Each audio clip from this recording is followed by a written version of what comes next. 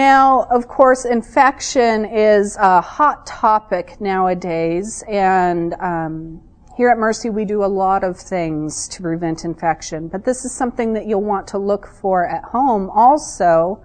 When you go home, does your wound get increasingly red and swollen and painful? Do you start to spike a temperature above 101? Is there any drainage coming out of that incision that may look odd or smell odd? Those are signs of infections. So please call your doctor if anything like that happens. Now, as a hospital, we do a lot of things to help prevent infection.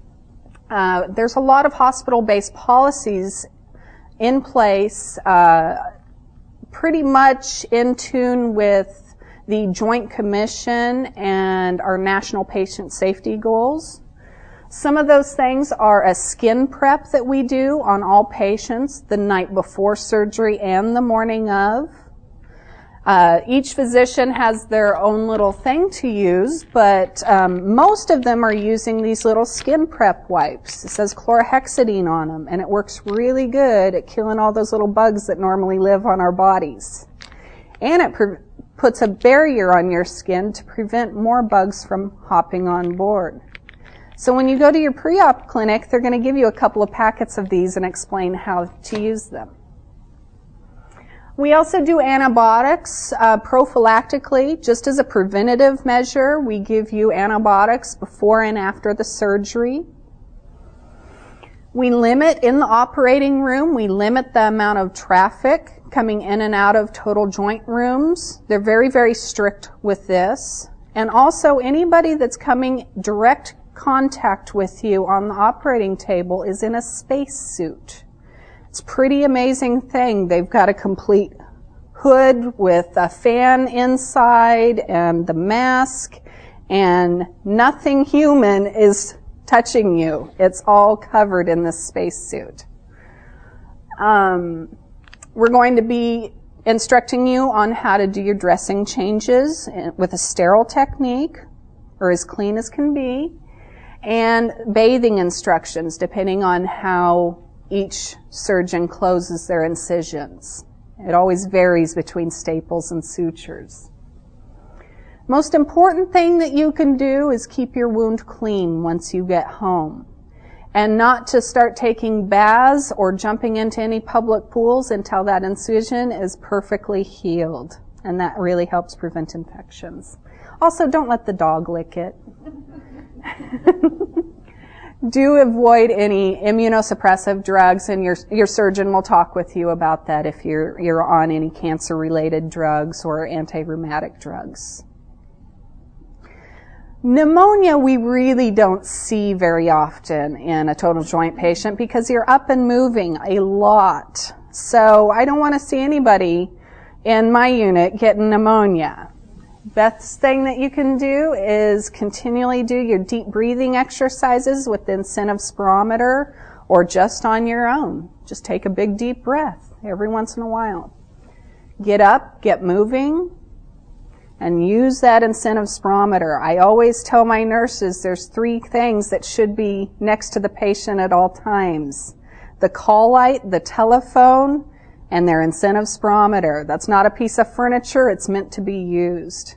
And we tend to use those 10 times an hour. So every time a commercial comes on TV, do a couple more breaths on it. Now, hip dislocation, of course, is just for the hip replacement patients. This is something that could potentially happen. It's not real common, but it could happen for up to 6 months after surgery. So we put you on 3 basic rules, and we'll basically have those ingrained into your brain before you leave us. And those are: no bending the hip past 90 degrees. That's a corner of a piece of paper. So easier said is keep your knee below your bottom. And think about that as you're moving around your house or getting in and out of chairs or vehicles, and start practicing that ahead of time. Always keep that knee lower than your hip joint. No crossing your legs, even ankles. Don't cross your legs. And no twisting side to side. That tends to be a little bit harder once you're really getting up and going and you're getting more and more comfortable. It's very easy to start walking through the house and somebody asks you a question and you turn to answer them and you're just putting too much stress on that hip joint. So no hula hooping for at least 6 months after a hip replacement. So the normal things that happen after the surgery itself is a lot of physical therapy. We have a specialized team of physical therapists and nurses that work with you. We exercise as a group. So you get to see what your other fellow companions are doing after their surgery. Sometimes they have a down day, sometimes they have an up day. On the down days, you can give them a little encouragement, and I bet the next day, if you're having a down day, they'd probably give you a little encouragement that day. So you start to develop a little sense of camaraderie with the people that are going through the same thing. We're all in the same boat. Now, we do want the guides to participate as much as possible in the group therapy sessions. So those always happen 9 a.m. and 1 p.m. after the initial physical therapy evaluation. Let your guides know about that, and that they can make arrangements to come on down and learn those exercises right next to you. Now, if you don't have a guide that's available, we have a specialized team of volunteers that will work with you in the group therapy sessions. That's what they're dedicated for. Many of which have had the surgery themselves, so they can offer a little bit of personal knowledge on the subject.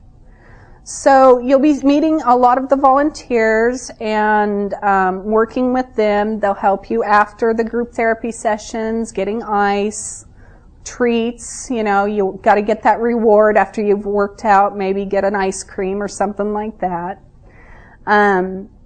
So it's just kind of a fun way to do our physical therapy sessions. Now here's the normal routine.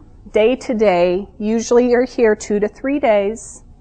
So you get up pretty early in the morning. You actually start with some blood work and some vital signs around 4 or 5 in the morning.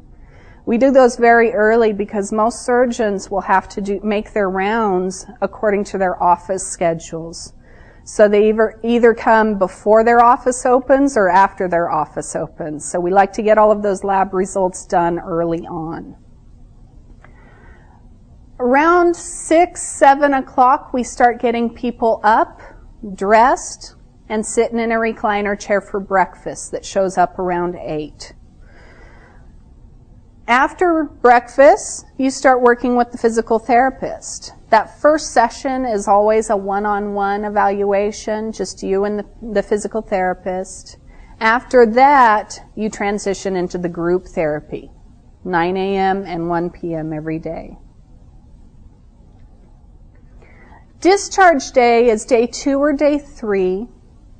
And before then, of course, if you have any stairs at home, we're going to be doing some stairs training with you.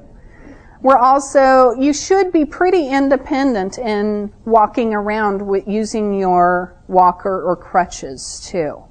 We don't let you go until you're safe to go home. So you have to be relatively independent. Kind of think about how far maybe your bathroom is to the bedroom where you may be staying in, or the living room to the bathroom. You have to be able to walk that amount of distance before you leave us. That's for your safety. We'll be going over discharge instructions as a group, of course, in that last physical therapy session and individually in your rooms. I always like to involve the guides in that. 2 heads are better than one, especially when you've got some pain medication on board. So it's nice to have them there to read through all of the instructions. It will be verbal and in writing. And that's a good time for any last minute questions, of course.